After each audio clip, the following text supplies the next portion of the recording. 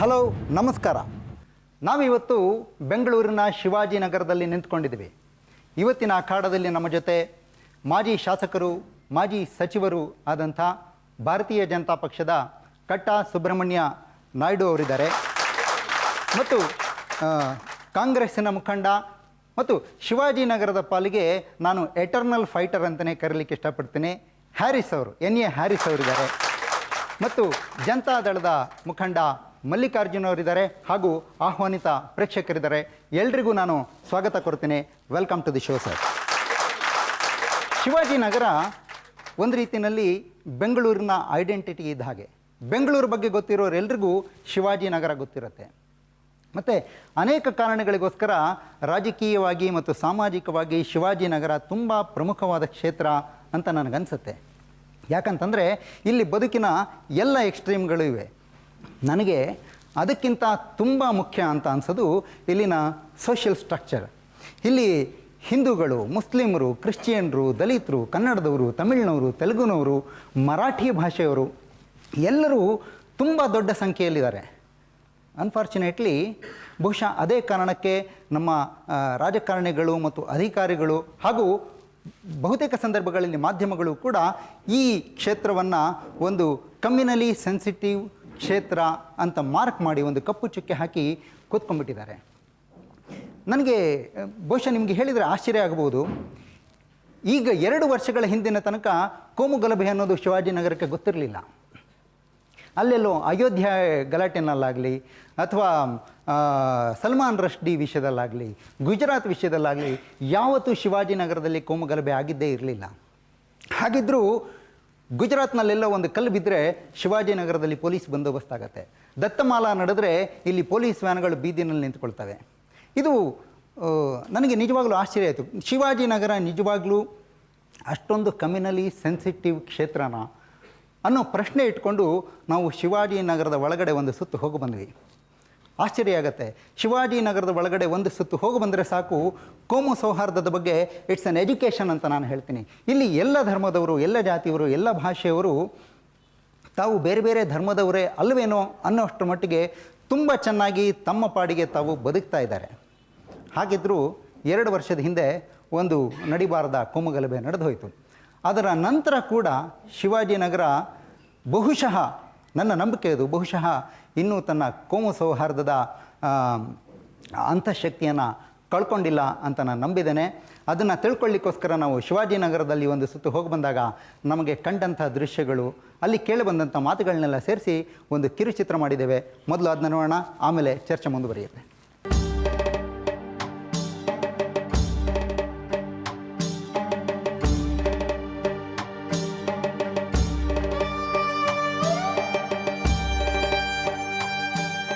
ಶಿವಾಜಿನಗರ ಎಂಬ ವಿಧಾನಸಭಾ ಕ್ಷೇತ್ರ ತುಂಬ ಅಪರೂಪದಲ್ಲೇ ಅಪರೂಪದ್ದು ಅನ್ನಬಹುದೇನೋ. ಯಾಕೆಂದರೆ ಇಲ್ಲಿ ಅಷ್ಟೊಂದು ವೈರುಧ್ಯಗಳು, ವಿಶೇಷಗಳು ಹಾಗೂ ವಿಚಿತ್ರಗಳಿವೆ.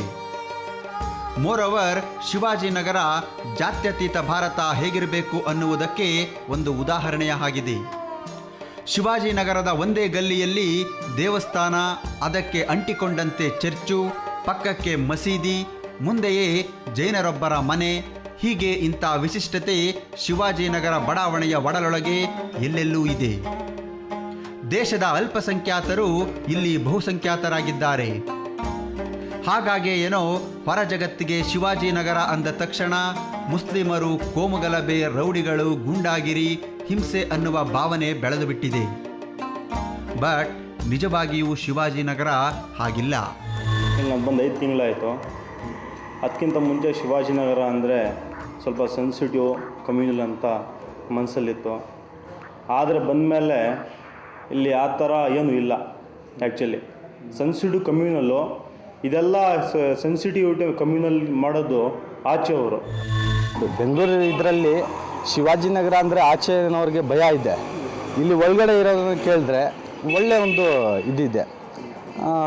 ಏನಿಲ್ಲ, ಮುಂಚೆ ಕ್ರೇಮ್ ಅದು ಇದು ಇತ್ತು, ಈಗ ಏನಿಲ್ಲ. ಈಗ ಆರಾಮಾಗಿ ಇಲ್ಲಿ ಜನ ಸೇಫಾಗಿ ಇದ್ದಾರೆ. ನಾವೆಲ್ಲ ಸೇರಿಸ್ಕೊಂಡು ನಮ್ಮ ಅಮ್ಮ ಅಂತ ನಾವು ಹೇಳ್ಕೊಂಡು ನಾವು ಎಲ್ಲ ಆ ಥರಗೆ ನಾವು ಕೆಲಸ ಮಾಡ್ತೀವಿ. ಅದು ಬಿಟ್ಟರೆ ಗಣಪತಿ ಇದು ಬರುತ್ತೆ, ಅವತ್ತು ದೇವಾರ ಬರುತ್ತೆ, ಆದ್ನಲ್ಲಿ ನಾವು ಸೇರಿಸ್ಕೊಂಡು ಇದು ಮಾಡ್ತೀವಿ. ನಮ್ಮ ಹಬ್ಬ ಬರುತ್ತೆ, ಬಕ್ರೀದು ಮತ್ತು ರಂಜಾನು, ಆದ್ನಲ್ಲಿ ಅವರು ನಮಗೆ ಕಾಪ್ರೇಟ್ ಮಾಡ್ತಾರೆ. ಅಷ್ಟು ನಾವು ಇದು ಮಾಡಿ ತುಂಬ ಖುಷಿ ಇದೆ ನಮಗೆ. ಬಟ್ ಏನು ಇದ್ರೆ ಇರೋದು ಈ ಪೊಲಿಟಿಕಲ್ ಗ್ಯಾಮ್ಲಿಂಗ್ನಲ್ಲಿ ಏನು ಹೇಳೋಕ್ಕಾಗಲ್ಲ ಸರ್. ಇದಕ್ಕೆ ಸಾಕ್ಷಿ ಹೀಗೆ 2 ವರ್ಷದ ಹಿಂದೆ ಸದ್ದಾಂ ಹುಸೇನ್ ಹೆಸರಿನಲ್ಲಿ ಹಾಗೂ ವಿರಾಟ್ ಸಮಾವೇಶದ ಹೆಸರಿನಲ್ಲಿ ರಾಜಕಾರಣಿಗಳು ಮಾಡಿದ ಅನಾಹುತ. ಶಿವಾಜಿನಗರ ಅವತ್ತು ಹೊತ್ತಿ ಉರಿದಿತ್ತು. ಆದರೆ ಅದಕ್ಕೆ ಮುಂಚೆಯಾಗಲಿ ಆಮೇಲಾಗಲಿ ಶಿವಾಜಿನಗರ ಅನ್ನುವ ಸೌಹಾರ್ದದ ಕೊಳಕ್ಕೆ ಸದ್ಯ ಯಾವ ರಾಜಕಾರಣಿಯ ಕಲ್ಲು ಬಿದ್ದಿಲ್ಲ. ಯಾವಾಗ ಬೀಳುತ್ತೋ ಅನ್ನುವ ಆತಂಕ ಮಾತ್ರ ತಪ್ಪಿದ್ದಲ್ಲ. ಇಲ್ಲಿನ ಜನಕ್ಕಿರೋ ಆತಂಕ ಕೋಮು ರಾಜಕೀಯದ್ದೊಂದೇ ಅಲ್ಲ. ದಿನ ದಿನಕ್ಕೂ ಅಧ್ವಾನವಾಗುತ್ತಿರೋ ಇಲ್ಲಿನ ಮೂಲಭೂತ ಸೌಕರ್ಯಗಳಿಂದಾಗಿ ಮುಂದೊಂದು ದಿನ ಇಡೀ ಕ್ಷೇತ್ರವೇ ಕೊಳಚೆಯಾಗಿ ಬಿಡುತ್ತದಾ ಅನ್ನುವುದು ಅದಕ್ಕಿಂತಲೂ ದೊಡ್ಡ ಹೆದರಿಕೆ. ಡೆವಲಪ್ ಮಾಡ್ತಾ ಇಲ್ಲ ಯಾರು. ಇಲ್ಲಿ ಮಳೆ ಬಂದರೆ ನೀರು ಹೋಗೋಕ್ಕೆ ಜಾಗ ಇಲ್ಲ, ಚಿಕ್ಕಾಪಟ್ಟ ತೊಂದರೆ, ಮೋರಿಗಳೆಲ್ಲ ಜಾಮು. ಇದ್ರ ಬಗ್ಗೆ ಯಾರು ಗಮನಿಸ್ತಾ ಕೊಡ್ತಾ ಇಲ್ಲ. ಇಡೀ ಶಿವಾಜಿನಗರ ಕ್ಷೇತ್ರ ಬಿಸಿನೆಸ್ ಹಾಗೂ ಆಡಳಿತದ ಕೇಂದ್ರ. ವಿಧಾನಸೌಧ ಇರುವುದೇ ಇಲ್ಲಿ. ವಿಧಾನಸೌಧ ದಾಟಿ ಸ್ವಲ್ಪ ಒಳ ಹೊಕ್ಕರೆ ತೆರೆದುಕೊಳ್ಳುವುದು ಗಿಜಿಗಿಜಿ ವ್ಯಾಪಾರದ ಮಾಯಾಲೋಕ. ಶಿವಾಜಿನಗರ್ಗೆ ಯಾಕೆ ಬರ್ತಾರಂದರೆ ಎಲ್ಲ ಸಾಮಾನು ಒಂದೇ ಕಡೆ ಸಿಗ್ಬಿಡ್ತದೆ, ಕಡಿಮೆ ಬೆಲೆಗೆ ಸಿಗ್ತದೆ ಅಂತ ಒಂದು ಜನರಿಗೆ ಒಂದು ವಿಶ್ವಾಸ. ಸಣ್ಣ ಮೊಳೆಯಿಂದ ಹಿಡಿದು ಎಲ್ಲ ಗುಜರಿ ಐಟಂಗಳು, 15 ರೂಪಾಯಿ ಸೆಂಟಿನಿಂದ 15,000 ಘಮಲುಗಳು, ನಕಲಿ ಕೀಗಳು, ಹಳೆ ಬಟ್ಟೆ, ಹಳೆ ಪುಸ್ತಕ ಎಲ್ಲವೂ ಇಲ್ಲಿನ ಸಸ್ತಾ ಬಜಾರ್ನಲ್ಲಿ ಸಸ್ತ. ಮಾಂಸಪ್ರಿಯರಿಗೆ ಇಲ್ಲಿ ಬೀಫ್ ಮಾರ್ಕೆಟ್ ಇದೆ. ಪಕ್ಕದಲ್ಲೇ ಪ್ರಾಣಿ ಪ್ರಿಯರಿಗೆ ಪೌಲ್ಟ್ರಿ ಫಾರಂ ಇದೆ. ಹಣ್ಣು ತರಕಾರಿ ಹೂಗಳಿಗೆ ರಜಲ್ ಮಾರ್ಕೆಟ್ ಇದೆ. ಜೊತೆಗೆ ತಳುಕು ಬೆಳಕಿನಿಂದ ಜಗಮಗಿಸೋ ಕಮರ್ಷಿಯಲ್ ಸ್ಟ್ರೀಟ್ ಇದೆ. ಒಟ್ಟಿನಲ್ಲಿ ಇಲ್ಲಿ ಎಲ್ಲವೂ ಇವೆ. ಇಲ್ಲದಿರೋದು ಅಂದರೆ ನೆಮ್ಮದಿಯ ಬದುಕಿಗೆ ಬೇಕಾದ ಅನುಕೂಲಗಳು ಅಷ್ಟೇ. ಅನುಕೂಲಗಳಿಲ್ಲದಿದ್ದರೂ ಜನ ಹೀಗೆ ಲವಲವಿಕೆಯಿಂದ ಅನ್ಯೋನ್ಯತೆಯಿಂದ ಇದ್ದಾರೆ ಅಂದರೆ ಅದಕ್ಕೆ ಕಾರಣ ಶಿವಾಜಿನಗರದ ಜೀವನ ಪ್ರೀತಿ.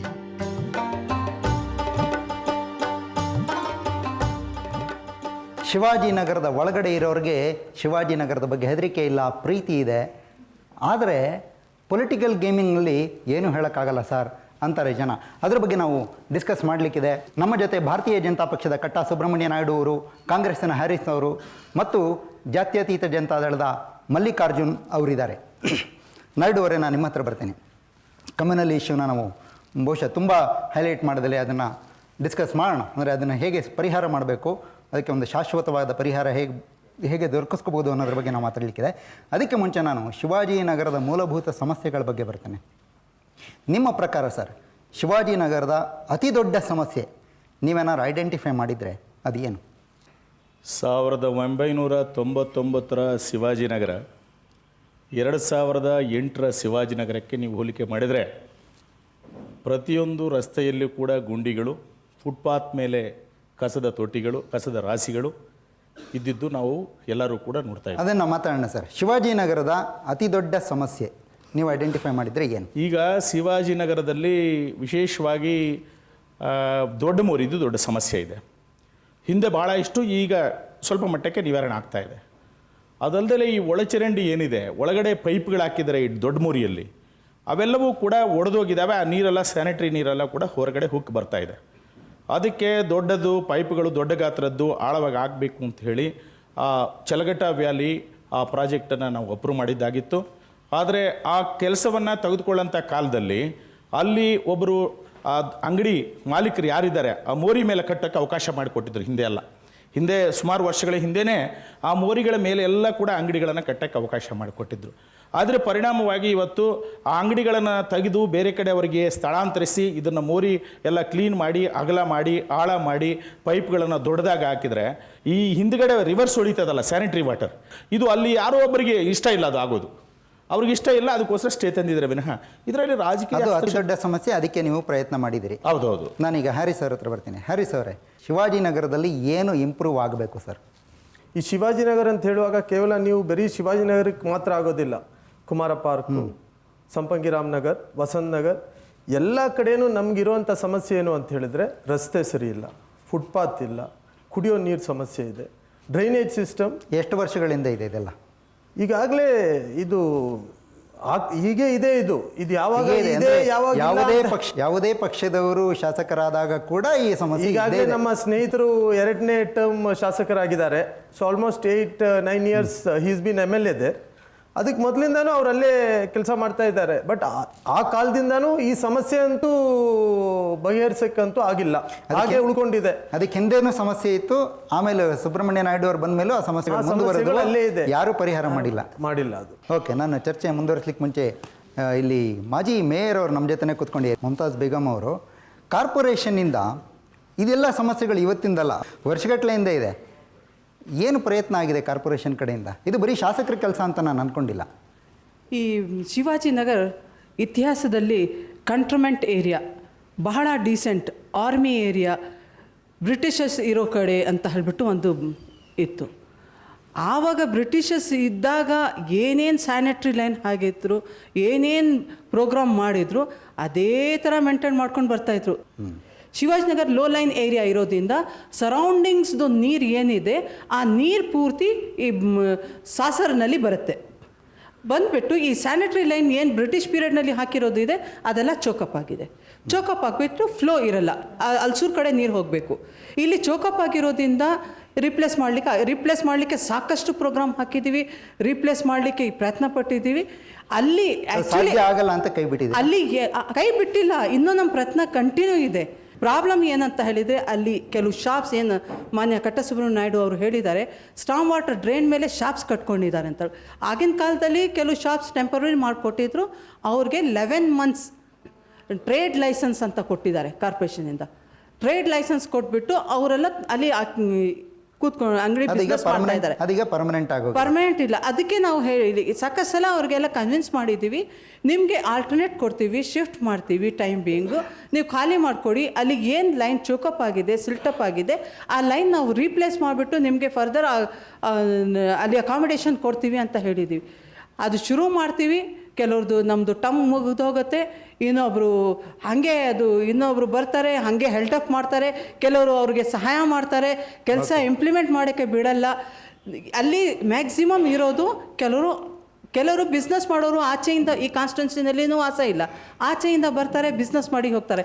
ಇಲ್ಲಿ ಸಫರ್ ಆಗ್ತಾ ಇರೋದು ರೆಸಿಡೆಂಟ್ಸ್. ಭಾಳ ಒಂದು ಮುಖ್ಯವಾದ ವಿಷಯ ಹೇಳಿದರೆ, ಟರ್ಮ್ ಮುಗಿದೋಗುತ್ತೆ ಅನ್ನೋ ವಿಷಯ. ಮೇಯರ್ಗೆ ಟರ್ಮ್ 1 ವರ್ಷ ಇರುತ್ತೆ, 1 ವರ್ಷದಲ್ಲಿ ಕೆಲಸ ಮಾಡೋಕ್ಕಾಗತ್ತೆ ಬಿಡುತ್ತೆ, ಇನಿಷಿಯೇಟ್ ಮಾಡಿ ಹೋಗ್ತಾರೆ. ಅದನ್ನು ಮುಂದುವರಿಸಬೇಕಾದ್ದು ಶಾಸಕರ ಜವಾಬ್ದಾರಿ ಅಂತ ನಾನು ಅಂದ್ಕೊಂಡಿದ್ದೀನಿ. ಈಗ ಅಲ್ಲೊಂದಿಷ್ಟು ಸಮಸ್ಯೆಗಳು ಬಂದವು. ಶಾಸಕರ ಜವಾಬ್ದಾರಿ ಎಲ್ಲವೂ ಹೌದು, ಸರ್ಕಾರದ ಜವಾಬ್ದಾರಿ ಹೌದು, ಮುಖ್ಯಮಂತ್ರಿಗಳ ಜವಾಬ್ದಾರಿ ಹೌದು. ಈ ರಾಜ್ಯದ ಯಾರು ಅರ್ಬನ್ ಡೆವಲಪ್ಮೆಂಟ್ ಮಿನಿಸ್ಟರ್ ಇದ್ದಾರೆ, ಯಾರು ಬೆಂಗಳೂರು ಇನ್ಚಾರ್ಜ್ ಇದ್ದಾರೆ, ಅವ್ರ ಕೆಲಸ ಆಗಿಲ್ವೋ ಅದಕ್ಕೆ ನೀವು ಜವಾಬ್ದಾರ ಅಲ್ಲಲ್ಲ. ಹಂಗಲ್ಲ ಆ ಥರ ಹೇಳೋದಿಲ್ಲ. ಇದಕ್ಕೆ ಸರ್ಕಾರದಲ್ಲಿ ಯಾರು ಆಡಳಿತವನ್ನ ನಡೆಸ್ತಾರೋ ಅವರು ಪೂರ್ತಿ ಸಹಕಾರವನ್ನು ಕೊಡಬೇಕಾಗ್ತದೆ. ನಮ್ಮ ಒಂದು ಅಭಿಪ್ರಾಯವನ್ನು, ನಮ್ಮ ಅಭಿವೃದ್ಧಿ ಕೆಲಸಗಳ ಬಗ್ಗೆ ಪದೇ ನಾವು ಅನೇಕ ಬಾರಿ ಲಿಖಿತ ಮೂಲಕ ಅಲ್ಲಿನ ಆವತ್ತಿನ ಮುಖ್ಯಮಂತ್ರಿಗಳು, ಆವತ್ತಿನ ಅರ್ಬನ್ ಡೆವಲಪ್ಮೆಂಟ್ ಮಿನಿಸ್ಟರ್, ಆವತ್ತಿನ ಮೇಯರ್ಗಳ ಮುಖಾಂತರ ಅನೇಕ ಬಾರಿ ನಮ್ಮ ಅರ್ಜಿಗಳನ್ನು ಸಲ್ಲಿಸಿದ್ದೇವೆ. ಅದರ ಮುಖಾಂತರ ಇವತ್ತು ನಮ್ಮ ಸರ್ಕಾರ ಬಂದ ಮೇಲೆ ಸುಮಾರು ಇವತ್ತು 125 ಕೋಟಿ ರೂಪಾಯಿಗಳಷ್ಟು ಕೆಲಸ ಪ್ರೋಗ್ರೆಸ್ ಅಲ್ಲಿದೆ. ಬಹುಶಃ ನನಗೆ ಅನ್ಸೋದು, ಶಿವಾಜಿನಗರನೂ ಸೇರಿದಾಗೆ ಬೆಂಗಳೂರು ಇದ್ದಕ್ಕಿದ್ದಾಗೆ ಲಾಸ್ಟ್ 10 ವರ್ಷದಲ್ಲಿ ಬೆಳೆದಿರೋ ಪರಿ ಇದೆಯಲ್ಲ, ಅದಕ್ಕೆ ಮ್ಯಾಚ್ ಮಾಡೋ ಪೇಸನಲ್ಲಿ ಬಿಲ್ಡಿಂಗ್ ಯಾರು ಕಾರಣ? ಇವತ್ತಿನ ಈ ಸಾರಿಗೆ ಅವ್ಯವಸ್ಥೆಗೆ ಕಾರಣ ಯಾರು? ಈ ಬೆಂಗಳೂರಿನ ಆಳಿದವರು ಯಾರು? ಈ ಬೆಂಗಳೂರಿನಲ್ಲಿ ಇಷ್ಟು ಕಷ್ಟಗಳಿಗೆ ಎಲ್ಲ ಆಡಳಿತದಲ್ಲಿ ಯಾರು ಆಡಳಿತದಲ್ಲಿದ್ರು, ಯಾರು ಈ ರಾಜ್ಯದ ಚುಕ್ಕಾಣಿ ಹಿಡಿದ್ರು ಅವರೇ ಜವಾಬ್ದಾರರು. ಇವತ್ತು ನಾವು ಡೆವಲಪ್ಮೆಂಟ್ ಮಾಡಬೇಕಾದ್ರೆ ಸರ್ಕಾರ ಮುಖ್ಯ ಅಲ್ಲ, ಸರ್ಕಾರನ ರಾಜ್ಯ ಆಡೋದಕ್ಕೆ ಮುಖ್ಯ. ನಮ್ಮ ಕ್ಷೇತ್ರಗಳನ್ನ ಬೆಳವಣಿಗೆ ಮಾಡಬೇಕಾದ್ದು, ಕೆಲಸ ಮಾಡಬೇಕಾದ್ರೆ ಅಥವಾ ಕೌನ್ಸಿಲರು ಅಥವಾ ಶಾಸಕರು. ಆ ಶಾಸಕರೇ ಫುಟ್ಪಾತ್ ನಾಯಕನೂ ಆಗಿದ್ದೀನಿ. ಅದನ್ನೇ ಹೇಳ್ತಾ ಇರೋದು ಅವರು. ನಾವು ಆಡಳಿತ ನಡೆಸ್ತಾ ಇಲ್ಲ ಅಂತ ಹೇಳ್ತಾರೆ. ಆಡಳಿತ ನಡೆಸೋದು ದೊಡ್ಡದಲ್ಲ, ವಿರೋಧ ಪಕ್ಷದಲ್ಲಿ ಸರ್ಕಾರದಲ್ಲಿ ದುಡ್ಡು ಕೊಡ್ತಾ ಇದ್ರೆ ನಿಮಗೆ ಬಜೆಟ್ 50 ಲಕ್ಷ ಕೊಡ್ತಾ ಇದ್ರಲ್ಲ, 20 ಲಕ್ಷ ಒಂದು ವಾರ್ಡ್ ಹೇಳಿ, ನಾನು ಅವ್ರು ದುಡ್ಡೇ ಕೊಡದಲ್ಲ ಆ ವಿಷಯಕ್ಕೆ ಬರ್ತೀನಿ.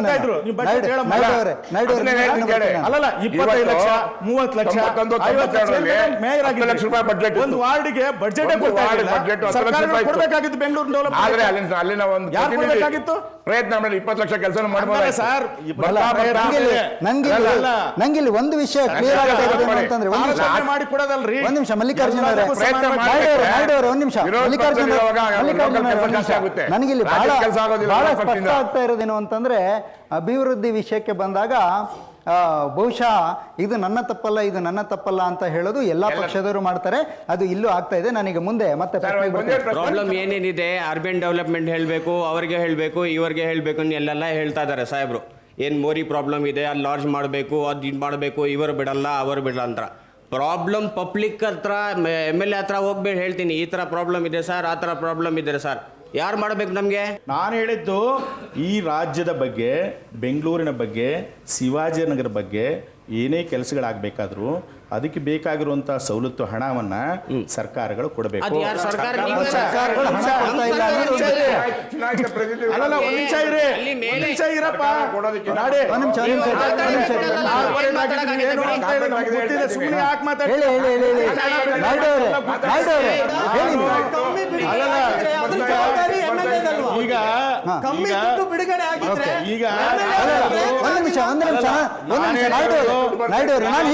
ನಾನು ಹೀಗೆ ಹೇಳ್ಬೋದಾ? ಅಲ್ಲಲ್ಲ, ಜನಗಳ ದೃಷ್ಟಿ ಅವ್ರ ಮಾತನ್ನ ಒಂದ್ ನಿಮಿಷ ಕೂತ್ಕೊಳ್ಳಿ.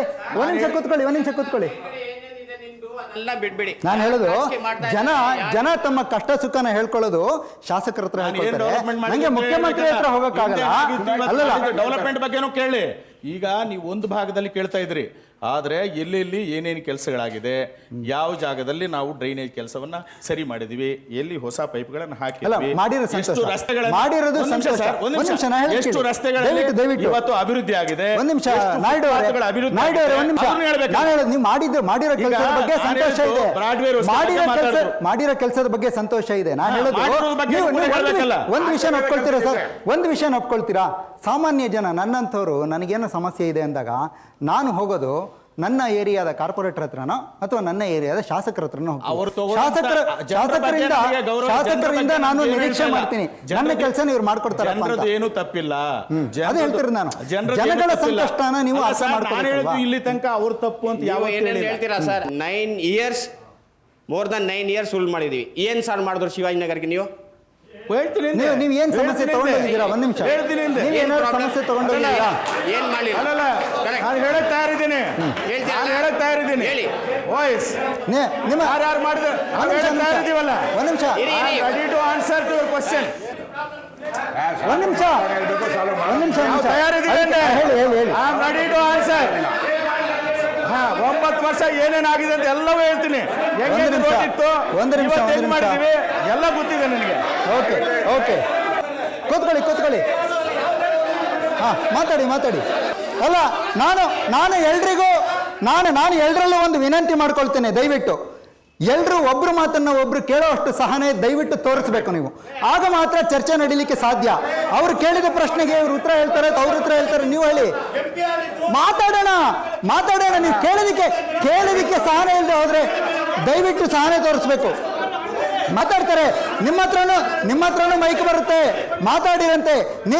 ನೀವು ಹೇಳಿದ ಮಾತನ್ನ ನಾನು ಕೇಳಬೇಕು ಅಂತಂದ್ರೆ ನಾನು ಹೇಳಿದ ಮಾತನ್ನ ನೀವು ಕೇಳಬೇಕಾಗತ್ತೆ. ಆ ಸಹನೆಯನ್ನು ದಯವಿಟ್ಟು ಎಲ್ಲರೂ ತೋರಿಸ್ಬೇಕು. ಆ ಸಹನೆ ಇಲ್ಲದಿದ್ದಾಗ ಚರ್ಚೆ ಆಗೋದಿಲ್ಲ, ಬರೀ ಗಲಾಟೆ ಆಗುತ್ತೆ, ಪ್ರಯೋಜನ ಇಲ್ಲ ಅದರಿಂದ. ಪ್ಲೀಸ್ ಎಲ್ರಿಗೂ ಹೇಳ್ತೀನಿ, ಇಲ್ಲಿ ರಾಜಕೀಯ ಮುಖ್ಯ ಅಲ್ಲ. ಅವ್ರು ಹೇಳ್ದಂಗೆ ನಾನು ಮೊದಲೇ ಹೇಳಿದೆ, ಅಭಿವೃದ್ಧಿ ವಿಷಯಕ್ಕೆ ಬಂದಾಗ ಎಲ್ಲಾ ರಾಜಕೀಯ ಪಕ್ಷಗಳು ಒಂದೇ ತರ, ರಾಜಕೀಯ ಪಕ್ಷಗಳ ಲಾಯಲ್ಟಿಯನ್ನು ಬಿಟ್ಟು ಅದು ಸಿಟಿಸನ್ಸ್ ಆಫ್ ಶಿವಾಜಿನಗರ್ ಮಾತಾಡಿ ಅಂತ ಹೇಳ್ತೀನಿ. ಓಕೆ, ಸಂಪಂಗಿ ರಾಮನಗರ ಕಾರ್ಪೊರೇಟರ್ ಮಾತಾಡ್ತಾ ಇದ್ದೀನಿ. ಸ್ವಚ್ಛತೆ ಬಗ್ಗೆ ಈ ಕಾಂಗ್ರೆಸ್ ನಾಯಕರು ಹೇಳ್ತಾರಲ್ಲ, ಸ್ವಚ್ಛತೆ ಬಗ್ಗೆ ಹೇಳ್ತಾರಲ್ಲ, ನಮ್ಮ ಸಂಪಂಗಿ ಟ್ಯಾಕಲ್ಲಿ ಒಂದೇ ಒಂದು ಕಸು ತೊಟ್ಟಿಗಳಿಲ್ಲ. ಈ ಕಾಂಗ್ರೆಸ್ ನಾಯಕರು ಈಗ ಮಾತಾಡಿದ್ದು ಅವ್ರ ಮನೆ ಹತ್ರ, ಅವ್ರ ಡೈರಿ ಹತ್ರ ಎಷ್ಟು ಕಸ ಇತ್ತು, ಹಸುಗಳನ್ನ ಕಟ್ಟಿ ಎಷ್ಟು ಗಲೀಜುಗಳು ಮಾಡ್ತಾ ಇದ್ರು. ಹೇಳೋದಕ್ಕೆ ಮೊದಲು ಎಲ್ಲ ತಿಳ್ಕೊಂಡು ಹೇಳ್ಬೇಕು, ಯಾರು ಗಲೀಜು ಮಾಡ್ತಾ ಇದ್ರು, ಯಾರು ಸ್ವಚ್ಛತೆ. ನನಗೆ ಕೆಲಸಗಳಾಗ್ತಾ ಇದ್ರೆ ಶಿವಾಜಿನಗರ ಇಡೀ ಕ್ಷೇತ್ರ ಸ್ವಚ್ಛವಾಗಿ ಚಂದವಾಗಿ ಅನುಕೂಲವಾಗಿದ್ದರೆ ನನಗೂ ಸಂತೋಷ, ನಾಯ್ಡು ಅವ್ರಿಗೂ ಅದು ಹೆಮ್ಮೆ ತರುವಂಥ ವಿಷಯ, ಹ್ಯಾರಿಸ್ ಅವ್ರಿಗೂ ಹೆಮ್ಮೆ ತರುವಂಥ ವಿಷಯ, ಮಲ್ಲಿಕಾರ್ಜುನ್ ಅವ್ರಿಗೂ ಆ ಥರ ಆಗಬೇಕು ಅಂತ ನಾನು ಹೇಳ್ತೇನೆ. ಒಂದು ನಿಮಿಷ.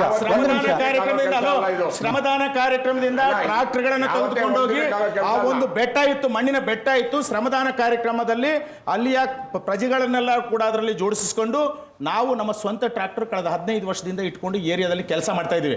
ಏನು ಸುಮ್ಮನೆ ಮಾತಾಡೋದಿಲ್ಲ. ಅರ್ಥ ಆಯ್ತಲ್ಲ? ನಾಯ್ಡು ಅವರೇ ದಯವಿಟ್ಟು ಒಂದು ನಿಮಿಷ. ಈಗ ಕೆಲಸಗಳಾಗಿದ್ರೆ ಸಂತೋಷ, ಕೆಲಸಗಳಾಗಿಲ್ಲ ಅನ್ನೋದು ಜನಸಾಮಾನ್ಯರ ದೂರ ಆದರೆ ಆ ಥರ ದೂರಗಳಿರುತ್ತೆ. ಯಾಕೆಂದ್ರೆ ಎಲ್ಲ ಸಮಸ್ಯೆಗಳನ್ನು ಒಟ್ಟಿಗೆ ಪರಿಹಾರ ಮಾಡ್ಲಿಕ್ಕೆ ಸಾಧ್ಯ ಇಲ್ಲ. ಅದು ಎಲ್ಲ ಪಕ್ಷದವ್ರ ಜವಾಬ್ದಾರಿ ಆಗುತ್ತೆ. ನಾನೀಗ ಕೊನೆಗೆ ಈ ಭಾಗದ ಅಂತ್ಯಕ್ಕೆ ಬರ್ತಾ ಇದ್ದೀನಿ. ನಾಯ್ಡು ಅವರೇ, ನೀವು ಹೇಳಿದ್ರಿ ಎಲ್ಲ ಕೆಲಸಗಳನ್ನು ಮಾಡಿದ್ದೀನಿ ಅಂತ.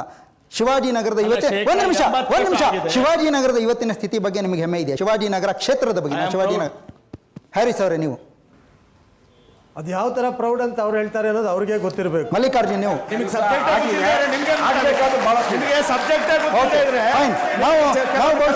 ನಾವು ಬಹುಶಃ ಈ ಸಂದರ್ಭದಲ್ಲಿ ವಿರಾಮ ತಗೋಬೇಕು ಅಂತ ಒಂದು ನಿಮಿಷ ನಾವು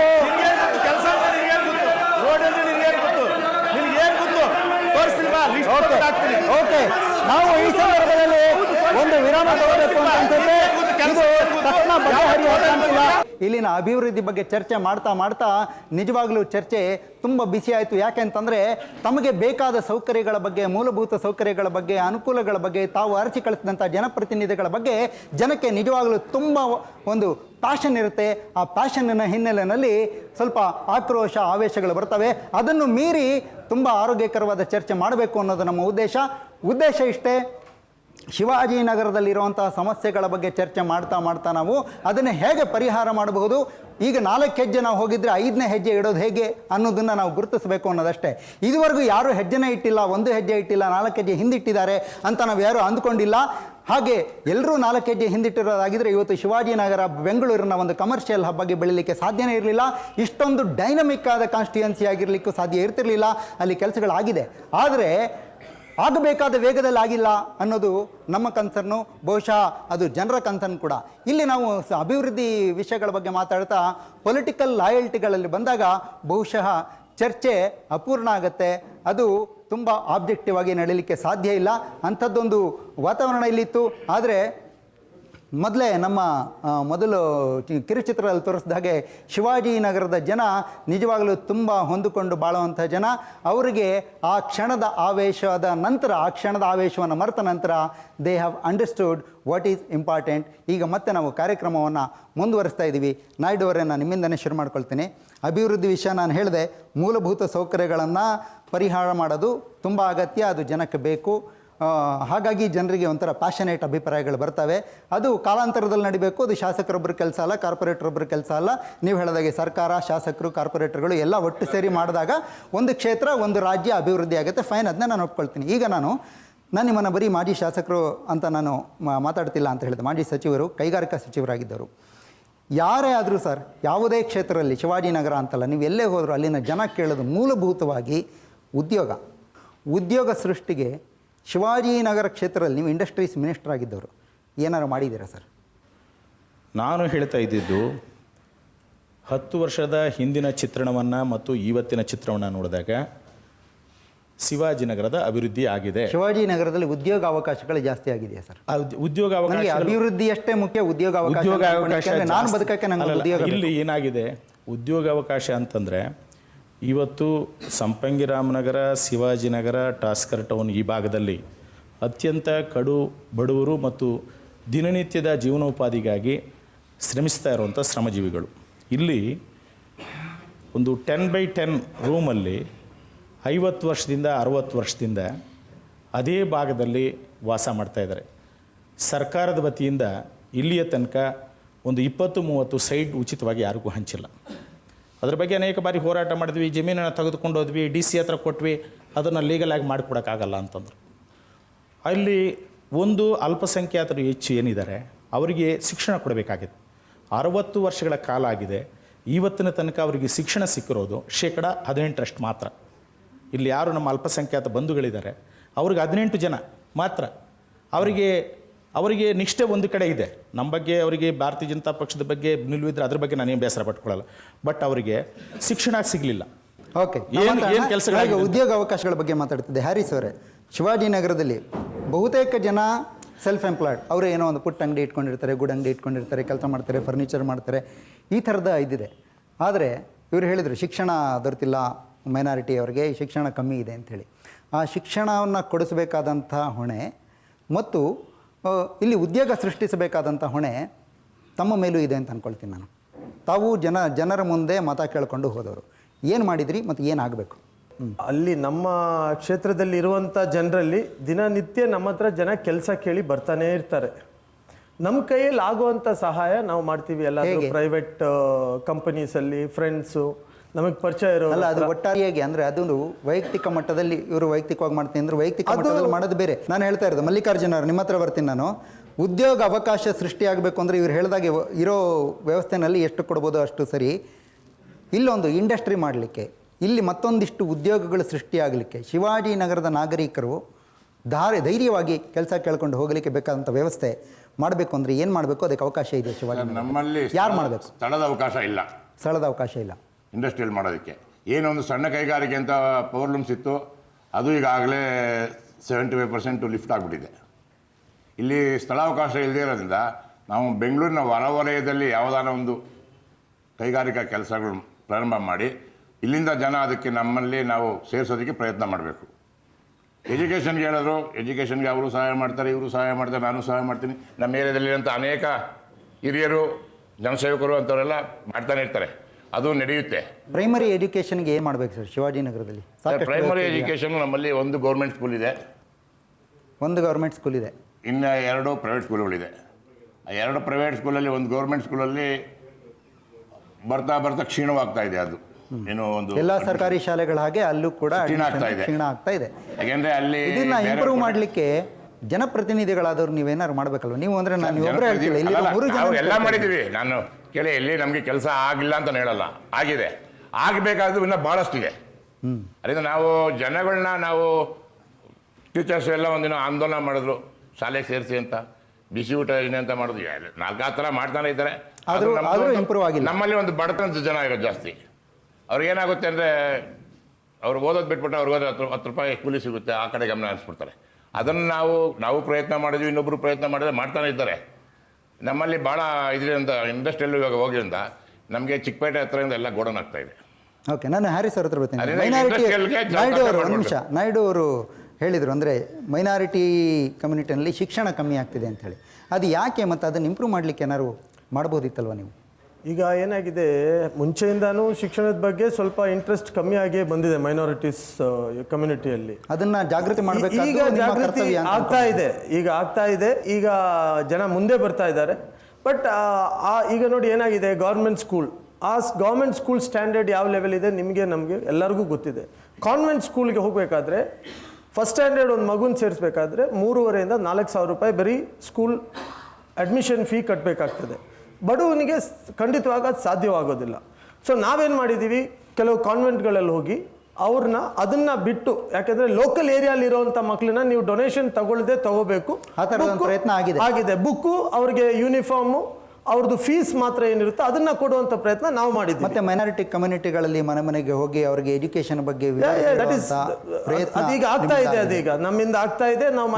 ನೀವು ಪ್ರಯತ್ನ ಮಾಡಿದ್ದೀರಾ?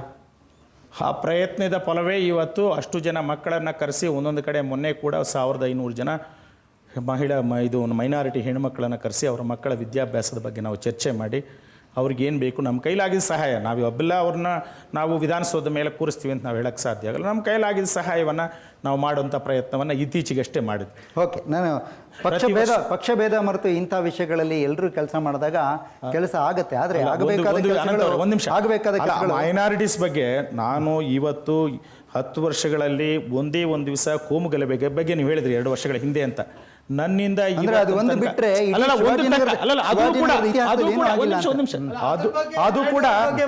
ಕೂಡ ನನ್ನಿಂದ ಯಾರಾದ್ರೂ ಕಮ್ಯುನಲ್ ನಾಯ್ಡು ಅವರು ಅಂತ ಹೇಳಿ ಒಬ್ರು ಹೇಳ್ಬಿಟ್ಟು ಕೈ ಹೇಳ್ಬಿಟ್ರೆ ನಾಳೆ ಬೆಳಿಗ್ಗೆ ಯಾರು ಕಮ್ಯುನಲ್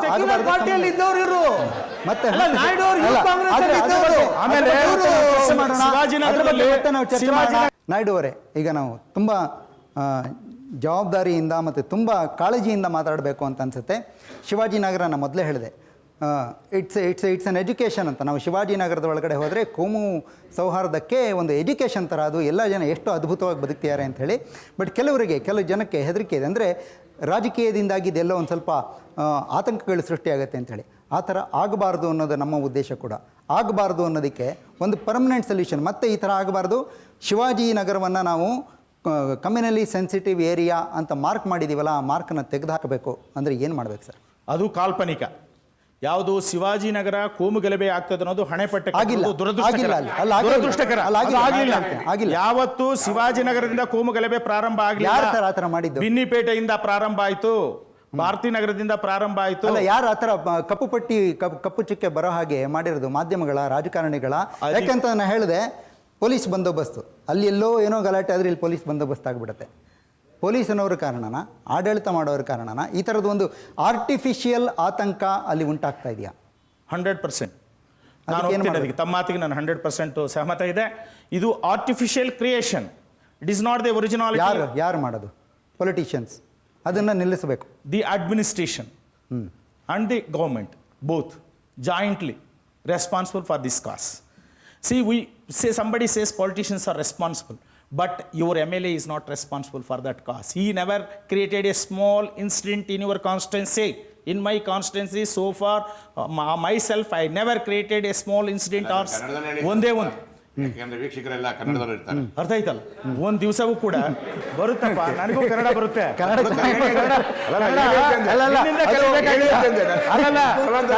ನಿಮ್ಮಿಂದ ಕಲಿಬೇಕಾಗಿಲ್ಲ. ನನಗೆ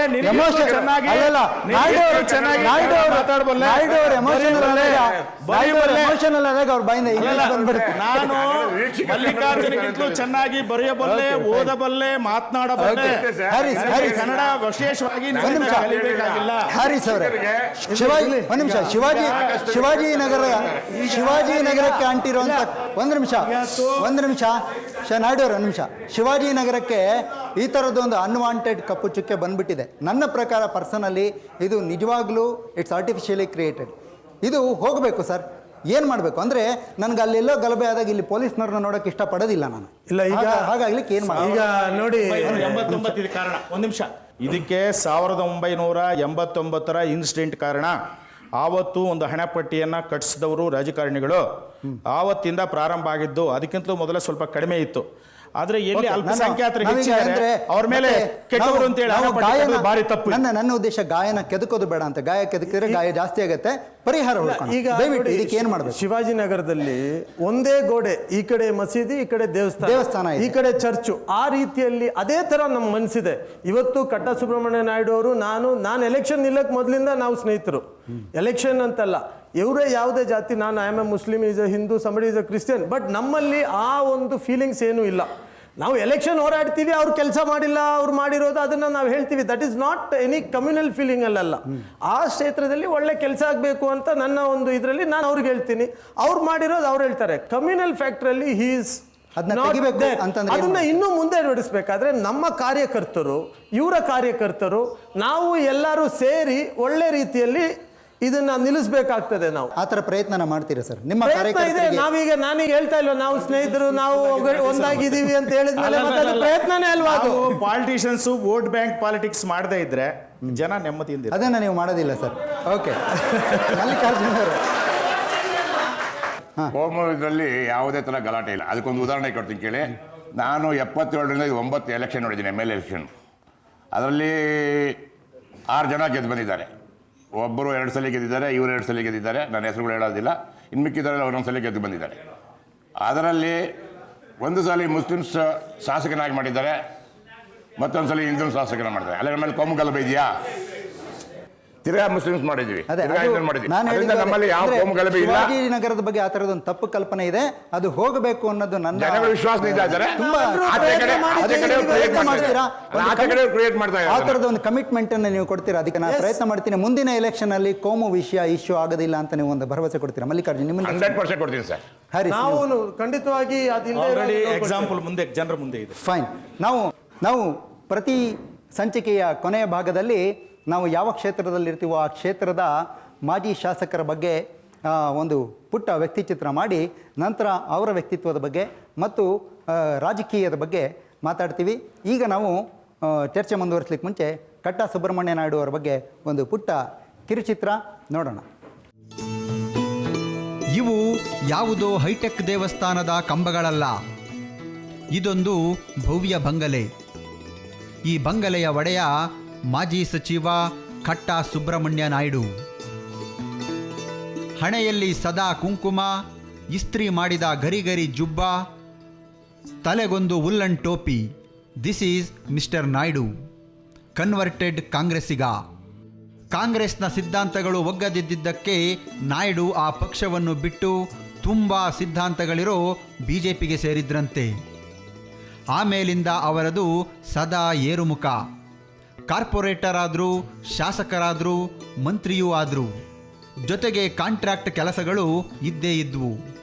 ಅದೆಲ್ಲ ಏನೇ ಕೆಲಸಗಳಿದ್ರೂ ಮನೆಯವರಿಗಾಗಿ ಅವರ ಹತ್ರ ಯಾವಾಗಲೂ ಟೈಮ್ ಇದ್ದೇ ಇದೆ.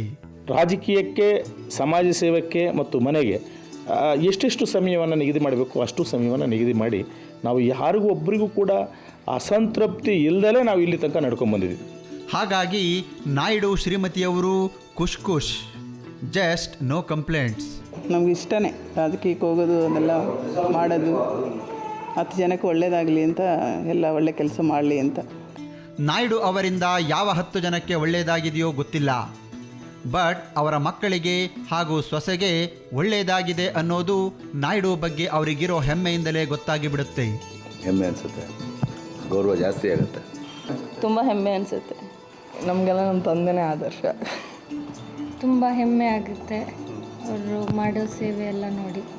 ನಾಯ್ಡು ಅವರ ಬದುಕಿನಲ್ಲಿ ತುಂಬ ಸಂತಸದ ದಿನ ಅಂದರೆ ವಾಜಪೇಯಿ ಅವರು ಪ್ರಧಾನಿ ಆದ ದಿನವಂತೆ. ಆ್ಯಂಡ್ ತುಂಬ ದುಃಖ ತಂದ ದಿನ ಯಾವುದು ಅಂದರೆ ಸಮ್ಮಿಶ್ರ ಸರ್ಕಾರ ಸನ್ಮಾನ್ಯ ಕುಮಾರಸ್ವಾಮಿ ಅವರು ನವೆಂಬರ್ 19ನೇ ತಾರೀಕು ಏನು ವಿಪ್ಪನ್ನು ನೀಡಿ ನಮ್ಮ ವಿರುದ್ಧವಾಗಿ ಮತ ಚಲಾಯಿಸಬೇಕು ಅಂತಂದ್ರಲ್ಲ, ಆ ವಿಶ್ವಾಸ ದ್ರೋಹದ ಬಗ್ಗೆ ನಮಗೆ ಇವತ್ತು ನೆನೆಸ್ಕೊಳ್ಳಿಕ್ಕೆ ಕೂಡ ಇಂಥವರು ಪ್ರಪಂಚದಲ್ಲಿದ್ದಾರಲ್ಲ ಅಂತ ಹೇಳಿ ದುಃಖ ಆಗ್ತದೆ. ಏನೇ ದುಃಖ ಇದ್ದರೂ ನಾಯ್ಡು ಯಾವತ್ತೂ ತಮ್ಮ ಹೊಟ್ಟೆಗೆ ಮೋಸ ಮಾಡಿಕೊಳ್ಳೋರಲ್ಲ. ಯಾಕಂದರೆ ಊಟ ತಿಂಡಿಗೆ ಅವರು ಎನಿ ಟೈಮ್ ರೆಡಿ. ತುಂಬ ಇಷ್ಟನೇ, ಅವರು ರುಚಿಯಾಗಿ ಇರಬೇಕು ಅಡುಗೆಗಳು, ರುಚಿ ರುಚಿಯಾಗಿರಬೇಕು, 10 ಐಟಮ್ಸ್ ಇರಬೇಕು. ಜೊತೆಗೆ ಅಟ್ಲೀಸ್ಟ್ ಹೇಳ್ಕೊಳ್ಳೋಕ್ಕಾದರೂ ಇರಲಿ ಅಂತ ಪ್ರಯತ್ನ ಪಟ್ಟು ಒಂದಷ್ಟು ಹವ್ಯಾಸಗಳನ್ನು ಕೂಡ ಇಟ್ಕೊಂಡಿದ್ದಾರೆ. ನಾನು ಓದುವಂಥ ಪ್ರಯತ್ನವನ್ನು ಮಾಡ್ತೀನಿ, ಪುಸ್ತಕಗಳನ್ನು ಓದುವಂಥ ಪ್ರಯತ್ನವನ್ನು ವಿಶೇಷವಾಗಿ ಮಾಡ್ತೀನಿ. ಕ್ರಿಕೆಟ್ ನೋಡೋ ಹುಚ್ಚಿತ್ತು ಹಿಂದೆ, ಇವತ್ತು ವಯಸ್ಸಾದ ಮೇಲೆ ಅದನ್ನು ಕಡಿಮೆ ಆಗಿದೆ. ಅರೆ, ನಾಯ್ಡು ಅವರಿಗೆ ವಯಸ್ಸಾಗಿ ಹೋಯಿತು ಅಂತ ಅವರ ಮಾತು, ಕತೆ, ನಡವಳಿಕೆ ನೋಡಿದಾಗ ಆಶ್ಚರ್ಯ ಆಗುತ್ತೆ ಅಲ್ವಾ? ನಾಯ್ಡು ಅವರಿಗೆ ಕ್ರಿಕೆಟ್ ಇಷ್ಟ ಇತ್ತು, ವಯಸ್ಸಾದ ಮೇಲೆ ಯಾಕೋ ಕ್ರಿಕೆಟ್ ನೋಡೋದು ಬಿಟ್ಬಿಟ್ರಂತೆ. ಓದ್ತಾ ಇದ್ರು, ಈಗ ಓದ್ತಾ ಇದ್ದಾರೋ ಇಲ್ಲ ಗೊತ್ತಿಲ್ಲ. ನಾನು ನಾಯ್ಡು ಅವ್ರನ್ನ ಮಾತಾಡಿಸ್ಲಿಕ್ಕೆ ಮುಂಚೆ ನಾನು ಹ್ಯಾರಿಸ್ ಅವರನ್ನು ಕೇಳ್ತೀನಿ. ಹ್ಯಾರಿಸ್ ಅವರೇ, ವೈಯಕ್ತಿಕವಾಗಿ ನಾಯ್ಡು ಅವರ ಬಗ್ಗೆ ನಿಮ್ಮ ಅಭಿಪ್ರಾಯ ಏನು? ನಾಯ್ಡು ವ್ಯಕ್ತಿತ್ವ, ಪಾರ್ಟಿ ಬಿಟ್ಬಿಡಿ. ಈಸ್ ಅ ಗುಡ್ ಪರ್ಸನ್, ಒಳ್ಳೆ ಜನ, ನನ್ನ ಒಳ್ಳೆ ಸ್ನೇಹಿತ. ನನಗೆ ಭಾಳ ವರ್ಷದಿಂದ ಗೊತ್ತು, ಹಿರಿಯರು, ನನ್ನ ತಂದೆಗೂ ಅವರು ಸ್ನೇಹಿತರು. ಫ್ಯಾಮಿಲಿ ವೈಸ್ ನಾವು ಪರಿಚಯ ಮುಂಚೆಯಿಂದಾನೆ. ಎಲೆಕ್ಷನ್ನು ನನ್ನ ಪಾರ್ಟಿ ನನಗೆ ಇಲ್ಲಿ ಕಂಟೆಸ್ಟ್ ಮಾಡಿ ಅಂತೇಳಿ ಅವ್ರ ಪಾರ್ಟಿ ಅವ್ರಿಗೆ ಕಂಟೆಸ್ಟ್ ಮಲ್ಲಿಕಾರ್ಜುನ್ ಹೇಳಿದ್ದಾರೆ. ಒಳ್ಳೆ ರಾಜಕಾರಣಿ ಸರ್, ಒಳ್ಳೆ ರಾಜಕಾರಣಿ. ನನಗೆ ಹಿಂದೊಂದ್ಸಲ ಕೇಳಿದ್ದೆ ಯಾರನ್ನ, ಒಳ್ಳೆ ರಾಜಕಾರಣಿ ಅಂದ್ರೆ ಏನು ಅಂತ. ಇಲ್ಲ, ರಾಜಕಾರಣಿ ಅಂದರೆ ರಾಜಕೀಯದಲ್ಲಿ ಏನೇನು ಬೇಕೋ ಆ ಹುದ್ದೆಗಳಲ್ಲೆಲ್ಲ ಅವರಲ್ಲಿ ಸಂಪೂರ್ಣವಾಗಿದೆ. ಓಕೆ, ನಾಯ್ಡು ಅವರೇ, ನಾನು ನಿಮ್ಮ ರಾಜಕೀಯ ಎದುರಾಳಿ ಹ್ಯಾರಿಸ್ ಅವರ ಬಗ್ಗೆ ನಿಮ್ಮ ವೈಯಕ್ತಿಕ ಅಭಿಪ್ರಾಯ. ಹ್ಯಾರಿಸ್ ಅವರು ಒಳ್ಳೆಯ ಯುವ ನಾಯಕ, ಅವ್ರ ಬಗ್ಗೆ ನನಗೆ ಗೌರವ ಇದೆ. ಅವರ ತಂದೆಯವರು ನನಗೆ ಚಿರಪರಿಚಿತರು, ನೂರ್ ಮೊಹಮ್ಮದ್ ಅವರು. ಅವ್ರದ್ದು ಕೆಂಪೇಗೌಡ ಸರ್ಕಲಲ್ಲಿ, ಕೆಂಪೇಗೌಡ ರೋಡಲ್ಲಿ ಹೋಟ್ಲಿತ್ತು. ಹಿಂದೆ 1970ರ ದಶಕದಲ್ಲಿ ನಾವು, ನಮ್ಮ ಮಾವವರಾದ ಕೃಷ್ಣಮೂರ್ತಿಯವರು ಕೆಲವು ಸಲ ಅಲ್ಲಿ ಹೋಗಿದ್ದುಂಟು. ಅವರು ಹೋರಾಟ ಮಾಡ್ತಾ ಇದ್ದಾರೆ ಕಾಂಗ್ರೆಸ್ ಪಕ್ಷದಲ್ಲಿ. ಕಾಂಗ್ರೆಸ್ ಪಕ್ಷ ಯಾವತ್ತು ಕೈ ಹಿಡಿಯುತ್ತೋ ಯಾವತ್ತು ಮುಳುಗಿಸ್ತೋ ಗೊತ್ತಿಲ್ಲ, ಅದೊಂದು ಮಾತ್ರ ಕಷ್ಟ. ಈಗ ಗುಡ್ ಪರ್ಸನ್. ಓಕೆ, ಮಲ್ಲಿಕಾರ್ಜುನ್ ಅವರು ಈ ಸಲ ಜನತಾದಳದ ನಿಮ್ಮ ಎದುರಾಳಿ ಆದರೂ ಆಗ್ಬೋದೇನೋ ಅನ್ನೋ ಅನುಮಾನ ನನಗಿದೆ. ಅವ್ರ ಬಗ್ಗೆ ಏನು? ಅವರು ಒಳ್ಳೆಯ ವ್ಯಕ್ತಿ, ಅವರು ಒಳ್ಳೆಯದಾಗಬೇಕು ಜನಕ್ಕೆ ಅನ್ನೋ ಬಯಸುವಂಥ ಒಬ್ಬ ಸಮಾಜ ಸೇವಕ. ಹಿಂದೆ ಮಹಾನಗರ ಪಾಲಿಕೆ ಸದಸ್ಯರಾಗಿ ಅಲ್ಲಿ ವಿರೋಧ ಪಕ್ಷದ ನಾಯಕರಾಗಿ ಒಳ್ಳೆಯ ಕೆಲಸವನ್ನು ಮಾಡಿದ್ದಾರೆ. ಅವರು ಈಗ ಕೂಡ ಚುನಾವಣೆಯಲ್ಲಿ ಇರಬೇಕು ಅಂತಿದ್ರೆ ಅವರೆಲ್ಲರೂ ಮಾಮೂಲಾಗಿ ಆಸೆ ಇರುತ್ತೆ ಜೀವನದಲ್ಲಿ ಚುನಾವಣೆಯಲ್ಲಿ ನಿಲ್ಲಬೇಕು, ನಾನು ಒಬ್ಬ MLA ಆಗಬೇಕು, ತಪ್ಪೇನಿಲ್ಲ. ಫೈನ್. ಅಂದರೆ ಈ ರಾಜಕೀಯದ ಹೊರತಾಗಿ ಇರುವಂಥ ಈ ಸ್ನೇಹ, ಈ ಒಳ್ಳೆಯ ಅಭಿಪ್ರಾಯ ತುಂಬ ಮುಖ್ಯ ಅಂತ ನಾನು ಅಂದ್ಕೊಂಡಿದ್ದೀನಿ. ಈಗ ಸ್ವಲ್ಪ ರಾಜಕೀಯಕ್ಕೆ ಬರ್ತೀನಿ. ಮಲ್ಲಿಕಾರ್ಜುನ್ ಅವರೇ, ನಾಯ್ಡು ಅವರು ಒಂದು ಮಾತು ಹೇಳಿದರು, ನನಗೆ ತುಂಬ ದುಃಖವಾದ ದಿನ ಕುಮಾರಸ್ವಾಮಿಯವರು ನಮಗೆ ವಂಚನೆ ಮಾಡಿದ್ದ ದಿನ, ಮೋಸ ಮಾಡಿದ್ದ ದಿನ, ಇಂಥವರು ಈ ಪ್ರಪಂಚದಲ್ಲಿ ಇರ್ತಾರಾ ಅಂತ ಅನ್ನಿಸ್ತು ಅಂತ. ನಾನು ಶಾಸಕನಾಗಿಲ್ಲ, ಅಲ್ಲಿ ಶಾಸಕನಾಗಿದ್ದಿದ್ರೆ ಅವತ್ತಲ್ಲಿ ಏನು ವಿಷಯ ನೀತು ಅಲ್ಲ ನನಗೆ ಗೊತ್ತಾಗೋದು. ಪಕ್ಷದ ನಿರ್ಧಾರದ ಬಗ್ಗೆ ತಮಗೇನಾದ್ರು ವೈಯಕ್ತಿಕವಾಗಿ ಬೇಸರ ಇದೆಯಾ? ಅದು ಹೈಕಮಾಂಡ್ ಬಿಟ್ಟಿದ್ದು ಸರ್. ಹೈಕಮಾಂಡಿಗೆ ಬಿಟ್ಟಿದೆ. ನಿಮಗೆ ವೈಯಕ್ತಿಕವಾಗಿ ಶಾಸಕನಾಗಿದ್ರೆ ಅವತ್ತಲ್ಲಿ ಏನಿದ್ದು ಏನು ನಡೀತು ಅಂತ ಗೊತ್ತಾಗೋದು. ನಾನು ಶಾಸಕನಲ್ಲ. ಓಕೆ. ಮಿಕ್ಕ ವಿಷಯ ಕೇಳಬೇಕಾದ್ರೆ ಅದನ್ನ ಹೈಕಮಾಂಡ್ ಬಿಟ್ಟ ವಿಷಯ. ಹೈಕಮಾಂಡ್ ನಮ್ಗೆ ಏನು ಆದೇಶ ಕೊಡ್ತೋ ಅದನ್ನ ನಿಮಗೆ ಅದರಲ್ಲಿ ವೈಯಕ್ತಿಕ. ಹ್ಯಾರಿಸ್ ಅವರೇ, ಕಾಂಗ್ರೆಸ್ ಯಾವತ್ತು ಕೈ ಬಿಡುತ್ತೋ ಯಾವತ್ತು ಕೈ ಹಿಡಿಯುತ್ತೋ ಗೊತ್ತಿಲ್ಲ ಅಂತ ಯಾಕೋ ಅನುಮಾನ ಪಡುತ್ತೀರಪ್ಪ ನಾಯ್ಡು ಇನ್ಫಾರ್ಮೇಶನ್ ಇದೆಯಾ ಗೊತ್ತಿಲ್ಲ. ಅಲ್ಲ, ಕಾಂಗ್ರೆಸ್ ಕೈ ಬಿಡ್ಲಿಕ್ಕೆ, ಕೈ ಕೊಡ್ಲಿಕ್ಕೆ ನನ್ನ ರಕ್ತ ಕಾಂಗ್ರೆಸ್ ರಕ್ತ, ಹುಟ್ಟಿರೋದೇ ಕಾಂಗ್ರೆಸ್ ಅಲ್ಲಿ. ಅದು ಬಿಡೋದು ಉಳಿಸ್ಕೊಳ್ಳೋ ಪ್ರಶ್ನೆ ಕಾಂಗ್ರೆಸ್ ನಿಮ್ಮ ಕೈ ಬಿಡಲ್ಲ, ಆ ಪ್ರಶ್ನೆನೇ ಬರೋದಿಲ್ಲ ಅಲ್ಲಿ.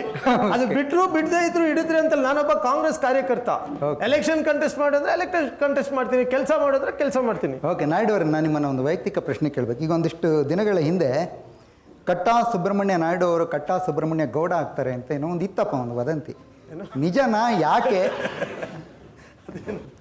ವೈಯಕ್ತಿಕ ವಿಚಾರಗಳು ಪಬ್ಲಿಕ್ ಮುಂದೆ ಮಾತ್ರ ಅಲ್ಲ, ಯಾಕೆ ಅಂತ ಆ ಥರದೊಂದು ವಿಚಾರ ನೀವು ಸಾರ್ವಜನಿಕ ಜೀವನದಲ್ಲಿ ಇರೋದ್ರಿಂದ ನಿಮ್ಮ ಬಗ್ಗೆ ಆ ಥರದೊಂದು ವಿಚಾರ ಓಡಾಡ್ತೈತೆ. ಯಾಕೆ ಆ ಥರ ಯೋಚನೆ ಏನಾರೀತಾ? ಹಲವಾರು ಜನ ಅನೇಕ ರೀತಿಯ ಅಭಿಪ್ರಾಯಗಳನ್ನು ವ್ಯಕ್ತಪಡಿಸಿದ್ದಾರೆ. ಅದ್ರ ಬಗ್ಗೆ ನಾನು ಚರ್ಚೆ ಮಾಡೋಕ್ಕೆ ಇಷ್ಟಪಡೋದಿಲ್ಲ. ಯೋಚನೆ ಮಾಡಿದ್ರೆ ನೀವು ಆ ಥರದ್ದು? ನಾನು ಅದ್ರ ಬಗ್ಗೆ ಚರ್ಚೆ ಮಾಡೋಕ್ಕೆ ಇಷ್ಟಪಡೋದಿಲ್ಲ. ಫೈನ್. ಈಗ ನಾವು ಕಾರ್ಯಕ್ರಮದ ಕೊನೆಗೆ ಬರ್ತಾ ಇದ್ದೀವಿ. ಶಿವಾಜಿನಗರಕ್ಕೆ ಈ ಸಲ ಎಲೆಕ್ಷನ್ಗೆ ಹೋಗುವಾಗ ನಾವು ಹಲವಾರು ಸಮಸ್ಯೆಗಳ ಬಗ್ಗೆ ಚರ್ಚೆ ಮಾಡಿದ್ವಿ. ನೀವು ಶಿವಾಜಿನಗರದ ಜನಕ್ಕೆ ಮುಂದಿನ 1 ವರ್ಷದಲ್ಲಿ, 2 ವರ್ಷದಲ್ಲಿ, 3 ವರ್ಷದಲ್ಲಿ ಏನು ಕೆಲಸ ಮಾಡಿಕೊಡ್ತೀನಿ ಅಂತ ಆಶ್ವಾಸನೆ ಕೊಡ್ತೀರಿ? ನಿಮ್ಮ ಅಜೆಂಡಾ ಏನು ಎಲೆಕ್ಷನ್ಗೆ ಹೋಗಲಿಕ್ಕೆ? ನಮ್ಮ ಅಜೆಂಡಾ ಶಿವಾಜಿನಗರದ ಸಮಗ್ರ ಅಭಿವೃದ್ಧಿ, ಇಲ್ಲಿಯ ಜನತೆಗೆ ಎಲ್ಲ ರೀತಿ ಸಂತೋಷದಿಂದ ಶಾಂತಿಯಿಂದ ಬಾಳಬೇಕು. ಎರಡನೇದು, ಅನೇಕ ಜನಕ್ಕೆ ವಸತಿಹೀನರಿದ್ದಾರೆ. ಸರಿ, ಮೋಸದ ವಿಷಯ ಇಟ್ಕೊಂಡು ಹೋಗಲ್ವಾ? ವಸತಿಹೀನರಿದ್ದಾರೆ. ವಸತಿ ಯಾರು ವಂಚಿತರಾಗಿದ್ದಾರೆ ಕಳೆದ 50-60 ವರ್ಷಗಳಿಂದ, ಅದ್ರ ಬಗ್ಗೆ ನಮ್ಮ ಸರ್ಕಾರ ಬಂದಲ್ಲಿ ಅದ್ರ ಬಗ್ಗೆ ವಿಶೇಷ ಪ್ಯಾಕೇಜನ್ನು ಶಿವಾಜಿನಗರ ವಸತಿ ಬಗ್ಗೆ ವಿಶೇಷವಾಗಿ ಗಮನ ಕೊಡುವಂಥ ತುಂಬ ಆದ್ಯ ಕರ್ತವ್ಯ ಇದೆ. ಹರೀಶ್ ಅವರೇ, ನಿಮ್ಮ ಅಜೆಂಡಾ? ನನ್ನ ಉದ್ದೇಶ ಏನಂತ ಹೇಳಿದರೆ, ಒಂದೊತ್ತು ಒಳ್ಳೆ ಊಟ ಹಾಕಿಸಿ ಕಳಿಸೋದಲ್ಲ, ನಿರಂತರ ಅವರಿಗೆ ಒಳ್ಳೆಯ ಊಟಕ್ಕೆ ಅನುಕೂಲ ಆಗುವಂಥ ಒಂದು ವಾತಾವರಣ ಸೃಷ್ಟಿ ಮಾಡೋದು. Education will be my main focus. ಯಂಗ್ಸ್ಟರ್ಸಿಗೆ ಬರೋವಂಥ ಜನ್ರೇಷನ್ನ education at any cost, at any level education ಬಂದರೆ ಅದಷ್ಟೇ ಅವ್ರಿಗೆ ಕೆಲಸ ಸಿಗುತ್ತೆ, ಒಳ್ಳೆಯ ಅನುಕೂಲಗಳಲ್ಲಿ. ಎಜುಕೇಷನ್ ನಿಮ್ಮ ಅಜೆಂಡಾ? ಎಸ್. ಮಲ್ಲಿಕಾರ್ಜುನ್, JDS ಇಂದ ದೇವೇಗೌಡರು ಗ್ರೀನ್ ಸಿಗ್ನಲ್ ಸಿಕ್ಕಿದೆಯಾ? ದೇವದಿಂದ ಆಗ್ಬೋದು ಅಂತ ಕಾಣುತ್ತೆ, ಅದು ಇದ್ದಿದ್ದು. ಆದರೆ ನಾನು ರಾಜ್ಯದ ಬಗ್ಗೆ ಯೋಚನೆ ಜಾಸ್ತಿ ಮಾಡೋಕೆ ಹೋಗೋದಿಲ್ಲ. ನಾನು ಶಾಸಕನಾದರೆ ನಾನು ಶಿವಾಜಿನಗರದ ಬಗ್ಗೆ ಮಾತ್ರ ಯೋಚನೆ ಮಾಡ್ತೀನಿ. ಅಲ್ಲ, ದಿನನಿತ್ಯದ ತೊಂದರೆಗಳ ಕಡೆ ಗಮನ ಹರಿಸ್ತೀನಿ ಮತ್ತು ನಾವೆಲ್ಲ ಸ್ನೇಹ ಜೀವಿಯಿಂದ ಬಾಳಬೇಕು ಅಂತ ಆಸೆ ಪಡ್ತೀನಿ. ಫೈನ್. ನನಗೆ ಖುಷಿಯಾಗೋದೇನು ಅಂತಂದರೆ, ನಾನು ಆವಾಗಲೇ ಹೇಳಿದೆ, ರಾಜಕೀಯದಿಂದ ಹೊರಗಡೆ ಎಲ್ಲರೂ ಸ್ನೇಹಿತರಾಗಿರ್ತಾರೆ. ಯಾಕೋ ರಾಜಕೀಯ ಮತ್ತು ಅಭಿವೃದ್ಧಿ ವಿಷಯ ಬಂದಾಗ ಕಿತ್ತಾಟಗಳು ಶುರುವಾಗಿಬಿಡುತ್ತೆ. ಆ ಕಿತ್ತಾಟಗಳನ್ನು ಮೀರಿ ಕ್ಷೇತ್ರ ಅಭಿವೃದ್ಧಿ ಹೊಂದಬೇಕು ಅನ್ನೋದು ನಮ್ಮ ಉದ್ದೇಶ. ಮತ್ತು ನನಗೆ ಈ ಸಂದರ್ಭದಲ್ಲಿ ಗಾಂಧೀಜಿ ಹೇಳಿದ ಒಂದು ಮಾತು ನೆನಪಾಗ್ತಿದೆ. ಮೀನುಗಾರನಿಗೆ ಮೀನು ತೊಗೊಂಡೋಗಿ ಕೊಡಬೇಡಿ, give him a fishing rod ಅಂಥೇಳಿ. ಹಾಗೆ ಆ ಥರದ ಕೆಲಸಗಳನ್ನು ಮಾಡ್ತಾರೆ. ವಸತಿಹೀನರಿಗೆ ವಸತಿ ಒದಗಿಸ್ಕೊಡ್ತೀವಿ ಅಂತ ನಾಯ್ಡು ಅವರು ಹೇಳಿದರು. ಎಜುಕೇಷನ್ ಅಂತ ಹ್ಯಾರಿಸ್ ಹೇಳಿದರು. ಶಿವಾಜಿನಗರಕ್ಕೆ ಮಾತ್ರ ನನ್ನ ಫೋಕಸ್ ಇರುತ್ತೆ ಅಂತ ಮಲ್ಲಿಕಾರ್ಜುನ್ ಹೇಳಿದರು. ಫೈನ್. ಇದು ಎಲ್ಲದರ ಹಿಂದೆ ಈ ಫಿಶಿಂಗ್ ರಾಡ್ ಕೊಡೋ ಉದ್ದೇಶ ಇರಬೇಕೆ ಹೊರತು ಫಿಶ್ ಕೊಡೋ ಉದ್ದೇಶ ಇರಬಾರ್ದು. ಆಗ ಕ್ಷೇತ್ರ ಅಭಿವೃದ್ಧಿ ಆಗುತ್ತೆ ಅಂತ ನಾನು ನಂಬಿದ್ದೇನೆ. ಇವತ್ತು ಇಲ್ಲಿ ಚರ್ಚೆಯಲ್ಲಿ ಭಾಗವಹಿಸಿದ ಎಲ್ರಿಗೂ ನಾನು ಧನ್ಯವಾದ ಹೇಳ್ತೇನೆ. Thank you so much. ಮತ್ತೆ ಮುಂದಿನ ವಾರ ಭೇಟಿಯಾಗೋಣ. ನಮಸ್ಕಾರ.